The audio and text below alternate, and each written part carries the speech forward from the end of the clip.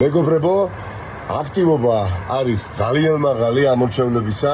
100,000 ამორჩევლით მეტი მოვიდა 12 საათისთვის, ვიდრე 2020 წლის საპარლამენტო არჩევნებზე. მაგრამ ახლა მინდა ყურადღება მივიპყრო აჭარისა და სამეგრელოს ამორჩევლებისა.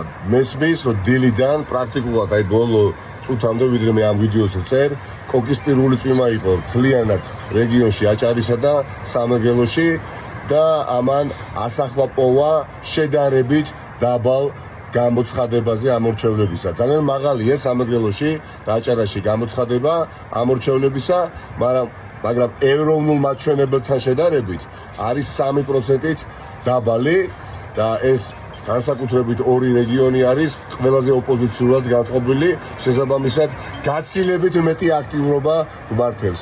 ახლა მე შემატყობინებს, რომ აჭარაში აღარ წვიმს, სამეგრელოში არის წვიმა, მაგრამ მიუხედავად გარისა ჩვენ ყველანი უნდა მივიდეთ და სამეგრელოში უნდა იყოს ყველაზე მაღალი აქტიურობა, ყველაზე მაღალი. აბა წარმატებები თქვენ.